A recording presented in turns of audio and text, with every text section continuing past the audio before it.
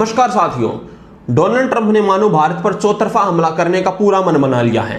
पहले भारत पर उसने 50% टैक्स लगाया और अब भारत पर सैंक्शंस लगाने की बात कही जा रही है।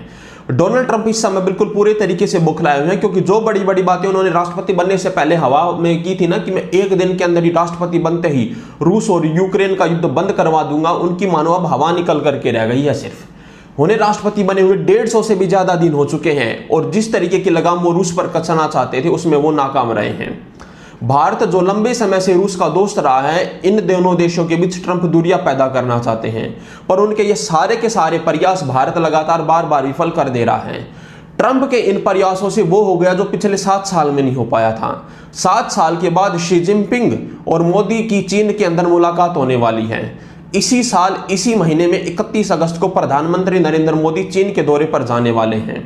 अब पूरी दुनिया में ये कयास लगाए जा रहे हैं कि अगर चीन, भारत और रूस अगर एक साथ आ गए तो इसका परिणाम क्या देखने को मिलेगा भाई। यूरोप के अंदर इसको लेकर के काफी चिंता है और यूरोप के अंदर जितने भी बुद्धिजीवी हैं वो इन 3 देशों के बीच बढ़ती नजदीकियों का कारण ट्रंप की मूर्खतापूर्ण नीतियों को मानते हैं। 7 अगस्त को एनएसए अजीत डोभाल और राष्ट्रपति पुतिन के बीच एक मुलाकात हुई, जिसमें तय किया गया कि इसी महीने राष्ट्रपति पुतिन भी भारत के दौरे पर आएंगे। डॉक्टर एस जयशंकर भी जल्दी रूस के दौरे पर जाने वाले हैं। 6 अगस्त को भारत और रूस के बीच एक और हाई लेवल की मीटिंग हुई, जिसमें दोनों देशों के बीच व्यापार को बढ़ाने पर जोर दिया गया था। इस मीटिंग में जो मेन मुद्दा रहा था वो रहा था पोटाश को लेकर के। हिंदुस्तान के अंदर हर साल किसानों को फर्टिलाइजर यानी खाद की कमी से जूझना पड़ता है। इसी कमी को पूरा करने के लिए भारत अब रूस से बड़ी मात्रा में पोटाश को आयात करेगा। इसी मीटिंग के अंदर जो रेलवे इंफ्रास्ट्रक्चर है उसको भी अपग्रेड करने के लिए और बेहतर बनाने पर भी जोर दिया गया। यानी मामला साफ है, ट्रंप की गीदड़ भभकियों का भारत पर कोई असर नहीं पड़ने वाला है। फिलहाल के लिए जो भारत का मनोबल ट्रंप गिराना चाहते थे वो कमजोर नहीं हो रहा है। इन सारी घटनाओं के बावजूद रूस भारत व्यापार लगातार बढ़ता जा रहा है। वही बात अगर चीन की करें तो 2017 में डोकलाम और 2020 में गलवान घाटी में जो कुछ हुआ था उसके बाद दोनों देशों के बीच संबंध काफी खराब हो गए थे। भारत सरकार ने चीन की कंपनियों द्वारा किसी भी प्रकार के निवेश पर बैन लगा दिया था भारत के अंदर।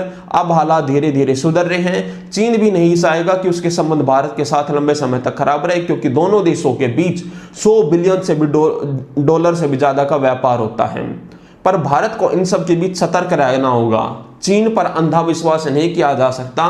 एक बात और इनके बीच जो अहम है जिस पर ध्यान देना होगा, सब लोग भारत के साथ सिर्फ और सिर्फ व्यापार करना चाहते हैं, पर भारत को कोई एक सुपर पावर, एक रीजनल पावर के रूप में उभरते हुए कोई नहीं देखना चाहता, चाहे वो चीन हो या फिर अमेरिका हो। उनके लिए भारत सिर्फ और सिर्फ एक व्यापार का साथी है। उनके लिए सिर्फ भारत एक व्यापार बना रहे, एक बाजार बना रहे, वो सिर्फ और सिर्फ इतना चाहते हैं।